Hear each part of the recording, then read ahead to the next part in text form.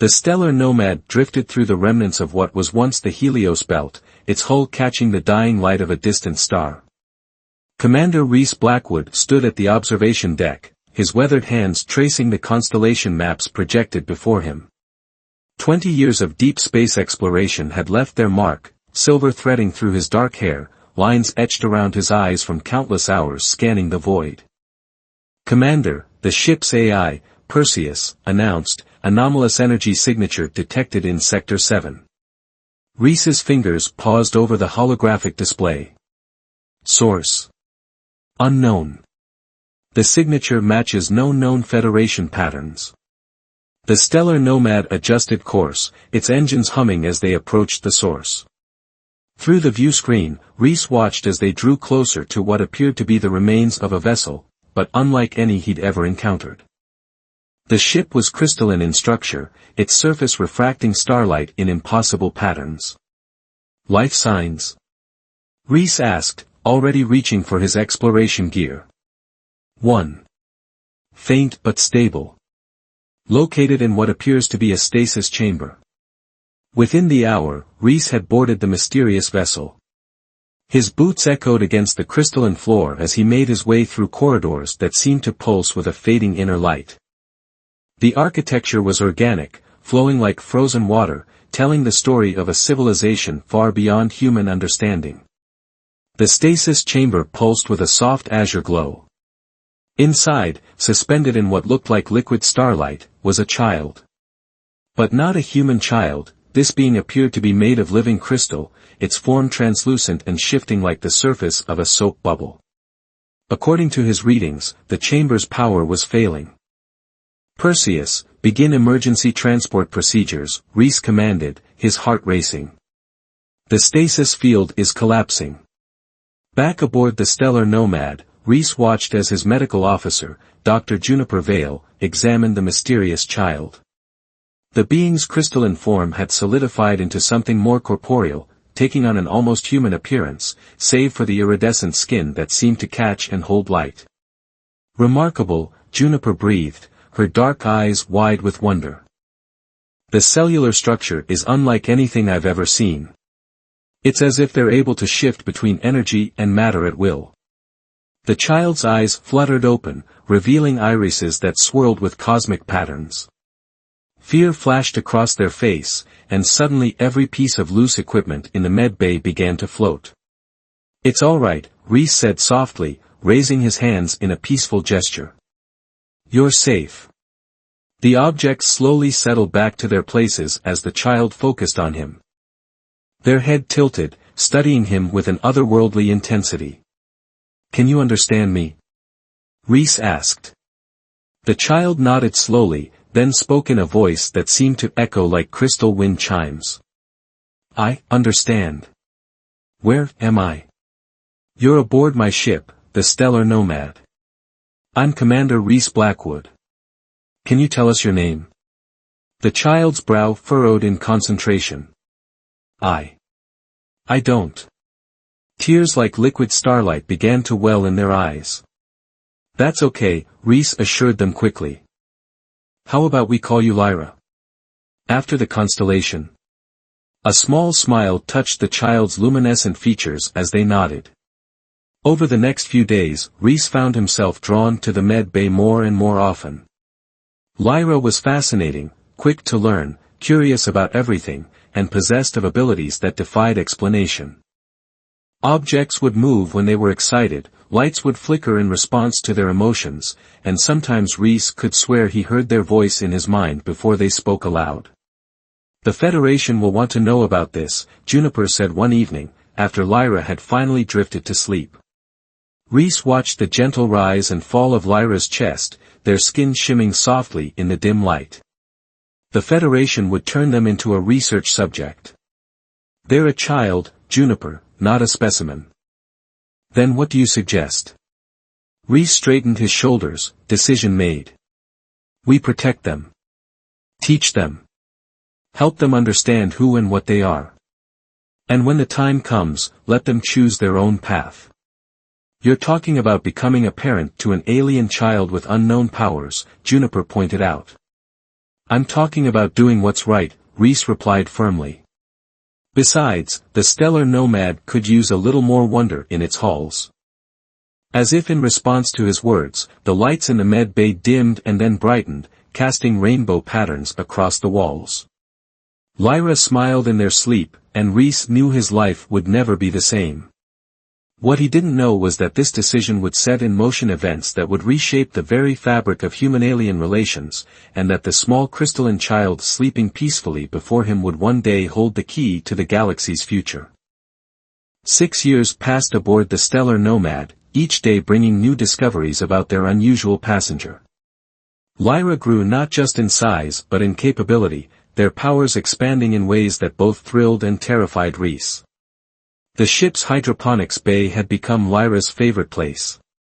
Among the carefully cultivated plants, they sat cross-legged, eyes closed in concentration. Around them, drops of water hung suspended in the air, catching the light like countless tiny stars. Your control is improving, Reese observed from the doorway, trying to hide his amazement. At 12 years old, or what they estimated to be 12, Lyra had developed far beyond anyone's expectations. The water drops coalesced into a spinning sphere before gently returning to the plants. Lyra opened their eyes, which now shimmered with deeper cosmic patterns than ever before. Perseus has been helping me practice precision exercises. The ship's AI chimed in. Lyra's ability to manipulate matter at the molecular level has increased by 43% in the last month alone. Reese smiled, but concern nagged at him. The more Lyra's powers grew, the harder it became to keep them hidden. They'd already had several close calls with Federation patrols, forced to mask the unique energy signature that seemed to emanate from Lyra's very being. Dad? Lyra's voice pulled him from his thoughts. They'd started calling him that 3 years ago, and it still made his heart skip. I had another dream last night. Reese sat beside them, noting how their skin rippled with nervous energy. Tell me about it. I saw others like me. They were singing to the stars, their bodies made of light and crystal. But then there was darkness, and they were running, hiding. Lyra hugged their knees to their chest. I think they were my people. Before Reese could respond, the ship's emergency alerts blared. Perseus's voice was urgent. Commander, unidentified vessel approaching at high speed. Their weapons are charged. Reese was on his feet instantly. Lyra, get to your quarters. Now. But Lyra stood their ground, their forms starting to shimmer with inner light. I can help. That's an order, Reese said firmly. We've drilled for this. As Lyra reluctantly headed for their safety protocols, Reese raced to the bridge. Dar. Vale was already there, her hands flying over the tactical controls. Report, Reese barked, sliding into the command chair. Unknown vessel, no registry markings, Juniper replied. But their energy signature. Reese, it matches the crystalline ship we found Lyra in. The approaching vessel fired, not at their engines or weapons systems, but at their communications array. A targeted strike to isolate them. They know, Reese breathed. They know about Lyra. The ship rocked with another hit. Shield integrity at 60%, Perseus warned. Return fire, Reese ordered, but their weapons seemed to pass straight through the crystalline vessel, as if it wasn't fully present in their dimension. Suddenly, Lyra's voice echoed through his mind, clear as crystal. I know how to stop them. Lyra, stay in your quarters. But even as he spoke, he felt a surge of energy pulse through the ship. The lights flickered, and for a moment, every surface seemed to crystallize. Through the view screen, they watched as the attacking vessel suddenly froze, caught in what appeared to be a web of light. Lyra's voice came again, strained but determined. They're like me, but wrong. Twisted. They've forgotten how to sing to the stars. The enemy ship's systems began to power down, its crystalline structure dulling. As it drifted powerless in space, Reese ordered an emergency jump to hyperspace, putting as much distance between them and their mysterious attacker as possible. Later, after ensuring they weren't being pursued, Reese found Lyra in their quarters. They were curled up on their bed, their usually bright form dimmed with exhaustion. "What you did was reckless," he said, sitting beside them. "And also incredibly brave." Lyra's eyes met his, swirling with troubled galaxies. "They were Luminari, like me. But their song was discordant, painful. Someone changed them, Dad.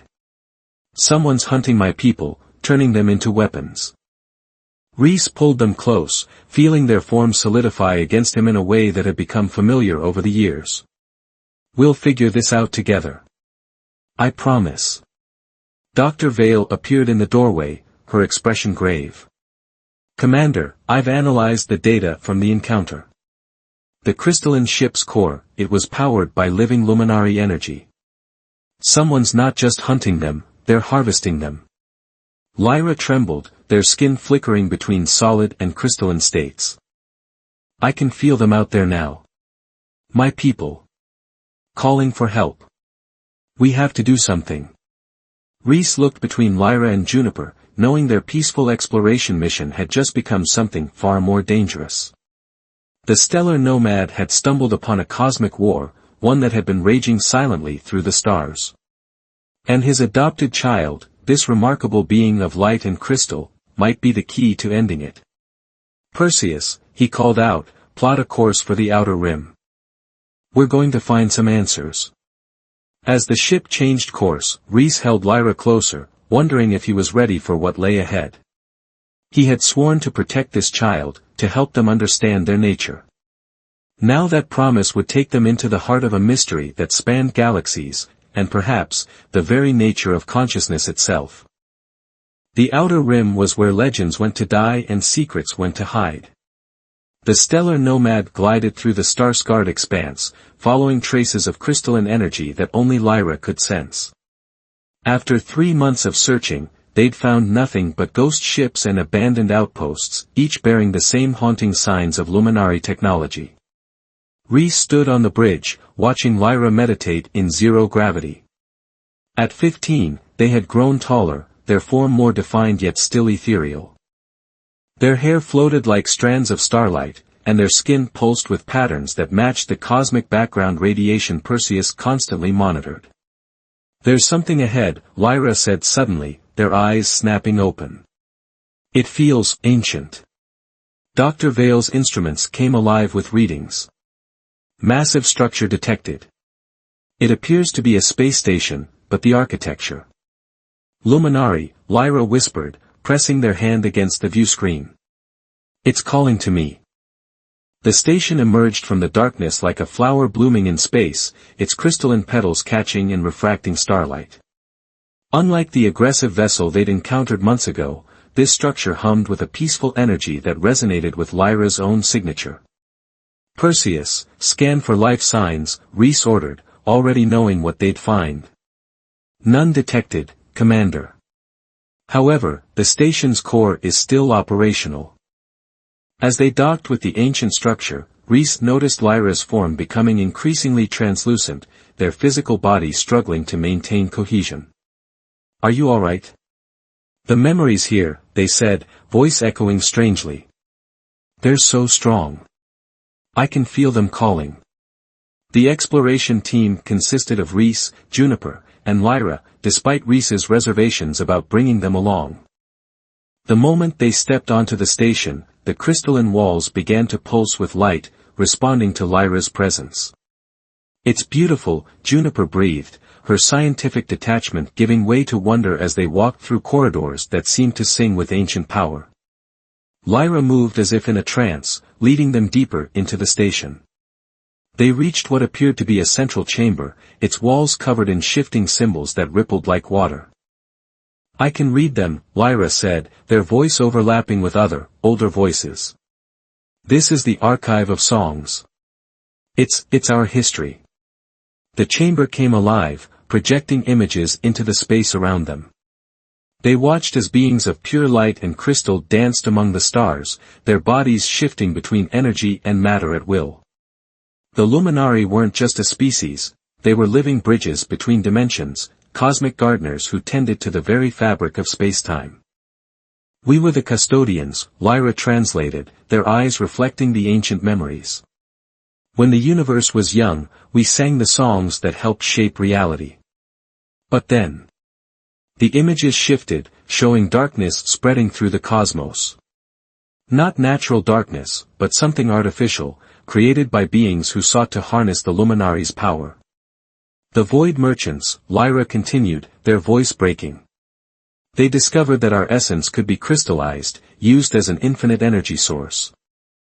They began hunting us, imprisoning our people in machines that drained their light.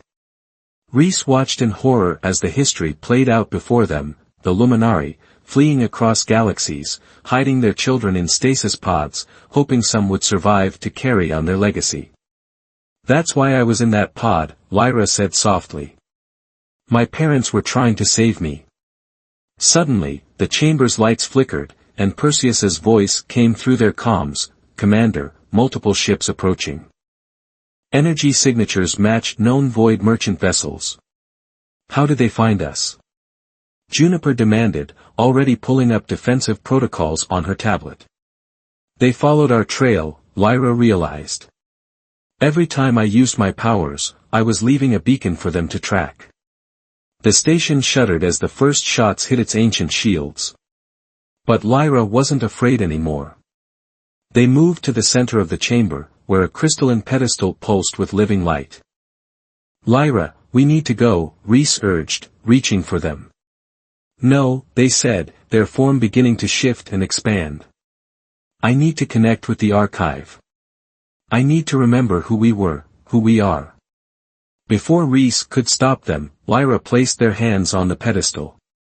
Light exploded through the chamber as thousands of years of Luminari knowledge and power poured into them. Their body became a prism, refracting impossible colors and patterns. I understand now, they said, their voice resonating with the voices of countless ancestors. The Void Merchants didn't just steal our energy, they twisted it, corrupted our song. Those broken ships, the twisted Luminari we encountered, they're trying to recreate our power artificially. Another blast rocked the station. Through the view screen, they could see the Void Merchant ships, dark, angular vessels that seemed to absorb light rather than reflect it. We need to get back to the ship, Juniper insisted. But Lyra stood their ground, their form now a blinding beacon of pure light. No. This ends here. The Luminari weren't just guardians of space-time, we were guardians of balance. And it's time to restore it.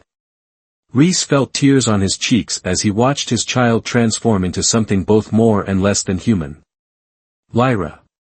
They turned to him, their face a constellation of love and determination. It's okay, Dad. I'm not leaving. I'm becoming who I was always meant to be.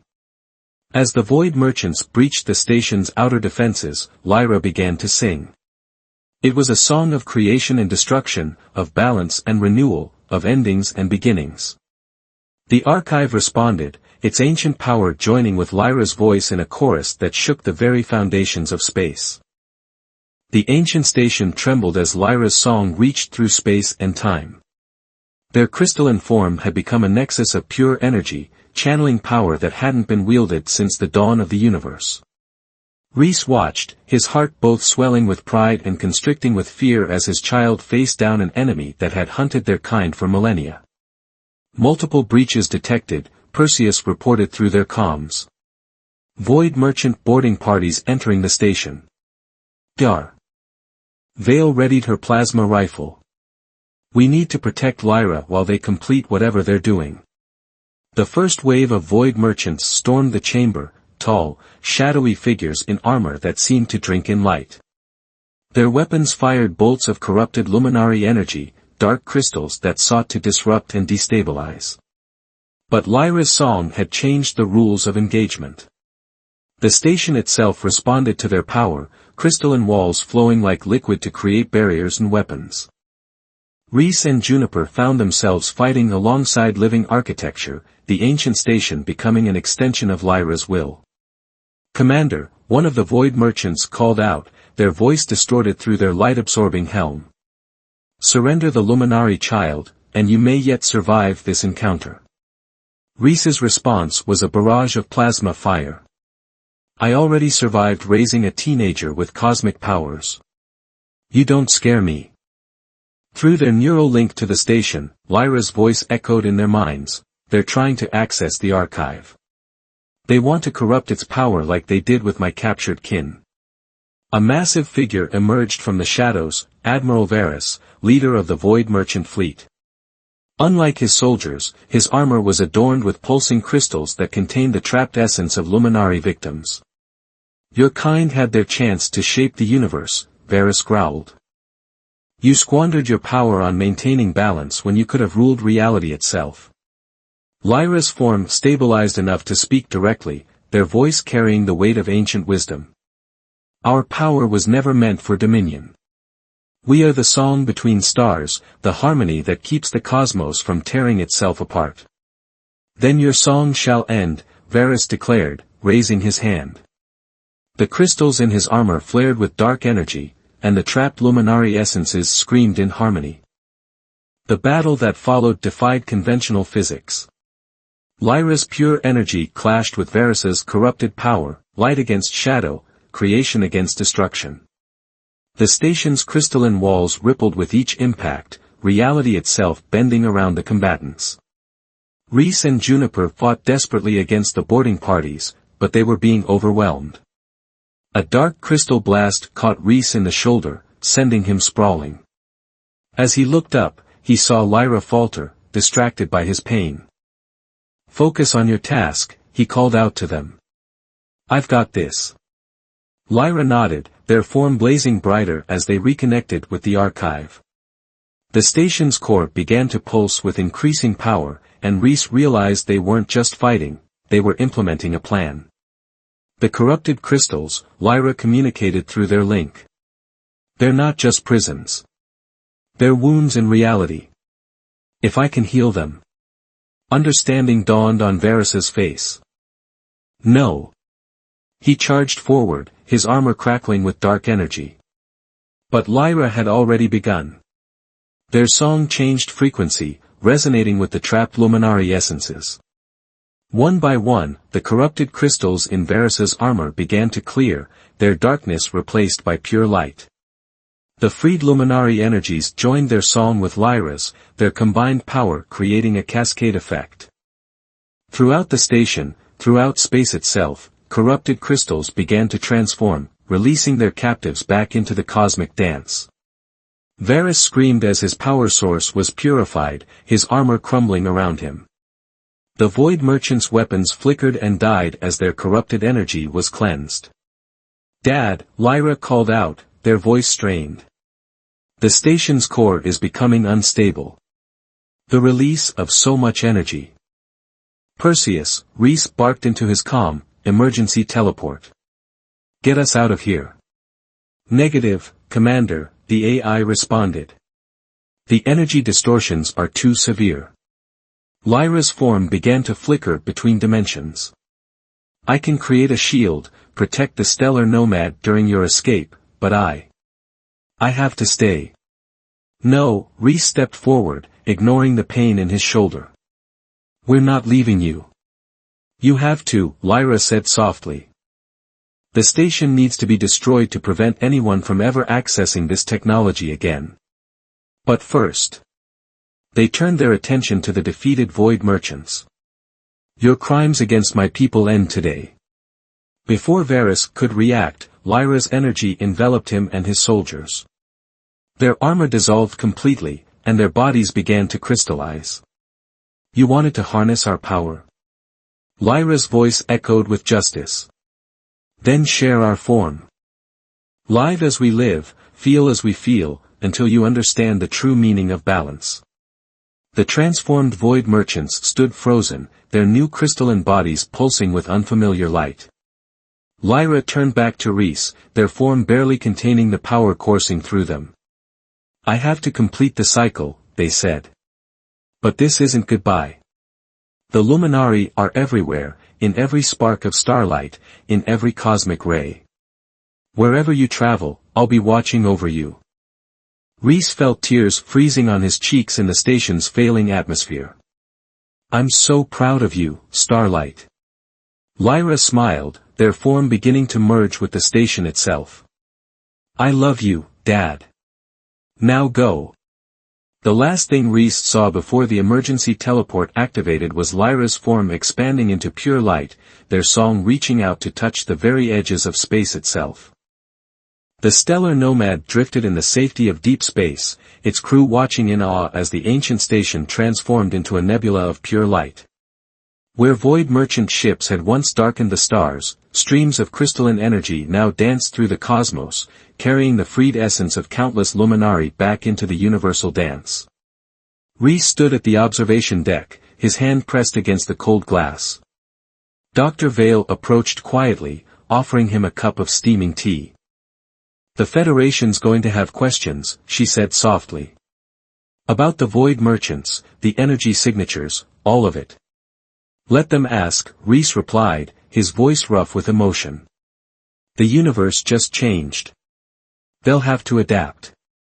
Perseus's voice chimed through the ship's systems. Commander, I'm detecting unusual readings from the nebula. The energy patterns, they're forming a network. The nebula pulsed with ribbons of light that stretched out in all directions, connecting distant stars in ways that defied traditional spacetime. Through these cosmic threads, whispers of song echoed, the voices of luminari, once trapped and corrupted, now free to resume their ancient role as guardians of balance. Among those whispers, Reese heard a familiar melody.